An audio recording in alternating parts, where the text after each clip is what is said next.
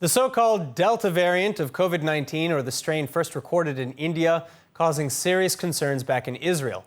The recent outbreaks of this highly infectious variant in Israeli schools, coupled with increasing international travels, is forcing the government to revisit its previously lifted restrictions. First, the government is likely to reinstate certain mask mandates while investing more in the campaign to get parents to vaccinate kids aged 12 through 15. But the coalition is also hoping, among other things, to increase police deployment for the sake of enforcing quarantines. A testing facility with an increased number of test stands at Ben Gurion International Airport will hopefully also be reestablished. A ban on travel to high-risk countries, with few exceptions, will be imposed, and fines may even be levied against parents whose children violate isolation orders.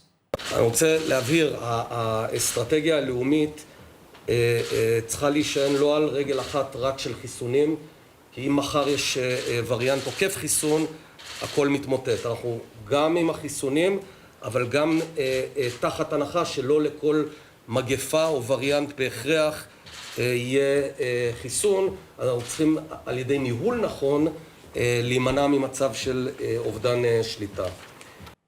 Joining us with more is Professor Manfred Green, Director of the Masters in Public Health program at the University of Haifa.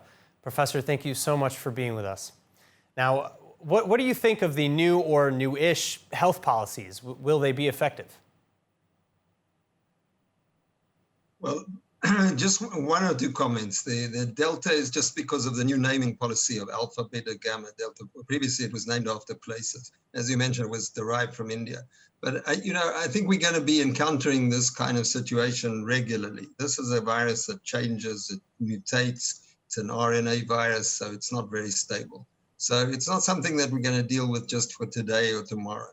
And we have to think of the future. So maybe I'll be a little bit controversial and say that as long as we are maintaining a situation where the disease rate is not high, it's low, and we're not overburdening the health services, I think that we need to be, shall we say, a little bit more liberal with what we do now and allow the population to try and get back to a normal situation. All right, well, many decisions in Israel's coronavirus response thus far have been painted as being politically and not medically or medicinally motivated. Do you see these latest announcements as being any less political? Yeah, it's very difficult often to distinguish between the political and the not political, but most of the decisions have made sense epidemiologically and health-wise. There may be tinges of timing and also the exposure on the media, which I guess politicians may be getting some benefit, but they also take some blame. So, I don't think there's a real political issue here. I think it's very much a public health issue. All right, now there seems to be still some disagreement, or at least marginally contradictory edicts. For one, Israel is trying to toughen the borders, but Interior Minister Ayelet Shaked is simultaneously pushing to allow for more tourism by July 1st. Is there really a way to eat our cake and have it too, or do we need to restrict entry with more caution? Or again, does this go back to what you were saying earlier about being more liberal?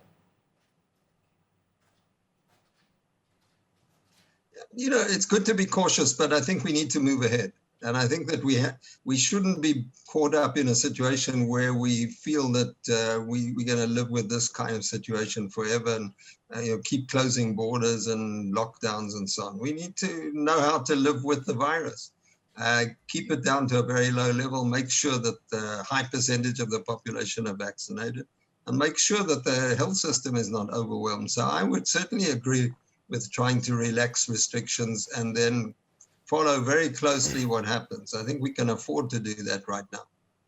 All right, now, is there any other decision maybe that you'd like to see that is not being discussed? A very controversial one, and that is, which I say all the time, we need to make sure that the Palestinians are vaccinated. And I think that's an obligation of the state of Israel. I think that we are not doing what we should be doing. So that's my feeling. All right, Professor Manfred Green, thank you so much again for joining us and for sharing your insights. Pleasure.